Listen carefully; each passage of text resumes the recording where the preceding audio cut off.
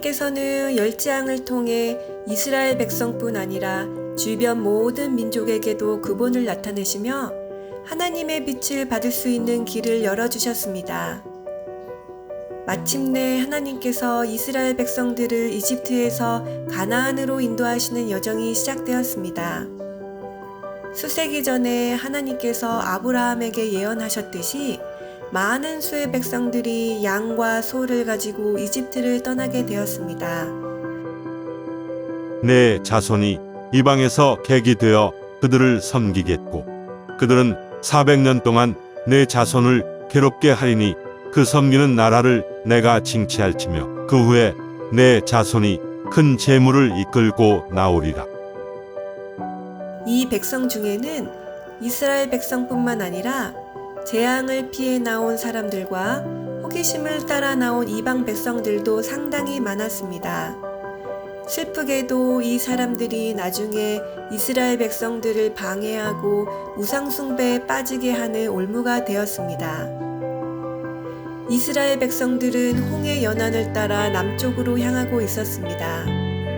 그들이 블레셋을 가로질러 가나안으로 바로 갈 수 있었지만 하나님께서는 그 길을 택하지 않으시고 다른 길로 인도하셨습니다. 블레셋이 그들에게 쉽게 길을 내주지 않고 전쟁을 하려 했기 때문입니다.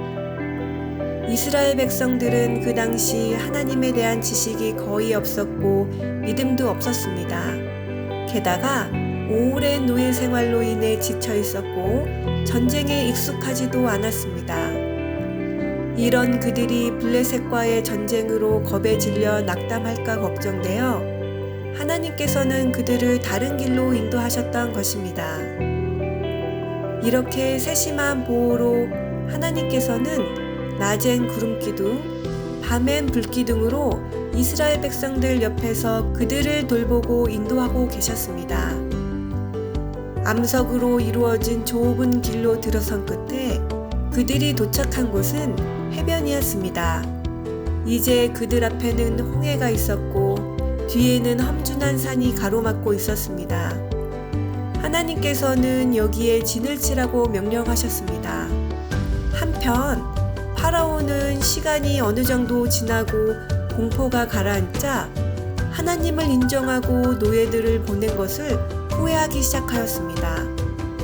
애굽의 모사들은 이 모든 재앙은 그저 자연재해였다고 그를 설득하기 시작하였습니다. 그는 주변 다른 민족들이 자기를 비웃을까봐 걱정되었습니다. 우리가 어찌 이같이 하여 이스라엘을 우리를 섬김에서 놓아 보내었는고. 그는 곧바로 많은 군사와 병거를 이끌고 이스라엘 백성들을 쫓기 시작하였습니다. 홍해 앞에 진을 치고 있던 이스라엘 백성들이 저 멀리 좁은 길 끝에서 자신들을 향해 달려오는 번쩍이는 갑옷과 병거들을 보게 되었습니다. 이집트에서와 모든 여정에서 하나님께서 그들을 돌보시고 계셨음을 목격했음에도 믿음이 없었던 이 백성들은 모세에게 불평하며 이집트를 괜히 떠나 죽게 되었다고 울부짖기 시작하였습니다. 그러나 하나님의 지시에 순종하여 이곳까지 온 모세는 조금도 그 결과를 두려워하지 않았습니다. 너희는 두려워 말고 가만히 서서 여호와께서 오늘날 너희를 위하여 행하시는 구원을 보라. 너희가 오늘 본 애굽 사람을 또다시는 영원히 보지 못하리라. 여호와께서 너희를 위하여 싸우시리니 너희는 가만히 있을지니라. 이집트 군대가 좁은 길을 지나 이스라엘 백성들에게 거의 다 접근하였을 때 이스라엘을 인도하던 구름 기둥이 하늘로 치솟아 그들과 이집트 군대 사이에 내려와 장벽을 이루었습니다.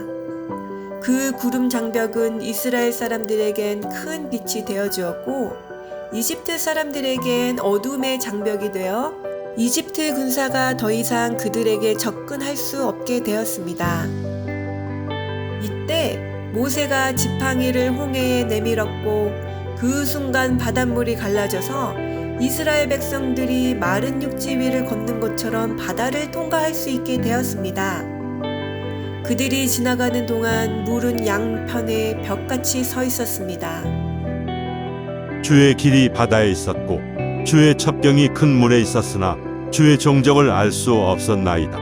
주의 백성을 무리양같이 모세와 아론의 손으로 인도하셨나이다. 이 놀라운 광경을 목격한 이집트 군대는 이스라엘 백성을 따라 홍해 안으로 들어갔습니다. 애굽 사람들과 바로의 말들, 병거들과 마병들이 다 그 뒤를 쫓아 바다 가운데로 들어오는지라. 새벽에 여호와께서 불 구름 기둥 가운데서 애굽 군대를 보시고 그 군대를 어지럽게 하시며 겁없이 이스라엘 백성들을 따라 들어갔던 이집트 군사들은 혼란과 낙담에 사로잡혔습니다. 그들은 물과 불기둥 가운데서 분노하신 하나님의 음성을 듣고 발걸음을 돌려 떠나온 해안으로 돌이켜 도망하고자 노력하였습니다.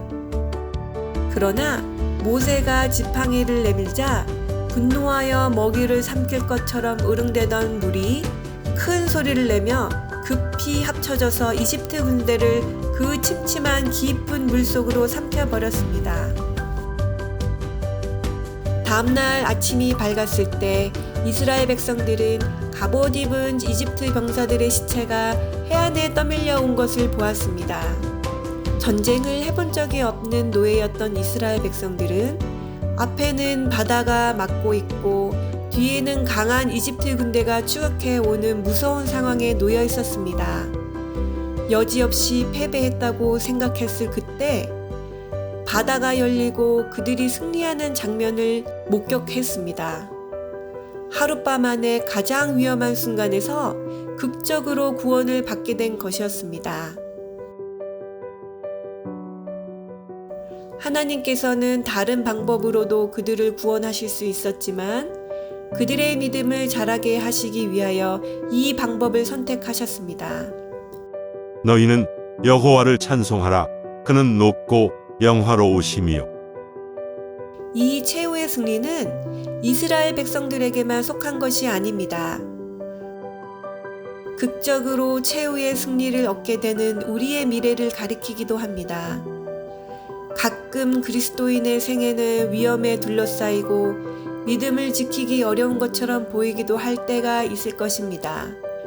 절박하고 힘든 상황에서도 하나님께서 우리에게 앞으로 나아가라고 말씀하고 계십니다.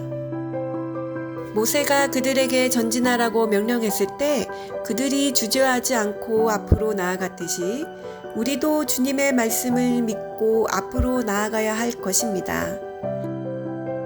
하나님께서는 우리를 죄에서 구원하시기 위해 먼 옛날 히브리 사람들을 홍해에서 구해내신 것보다 더 크신 일을 지금 이루고 계십니다.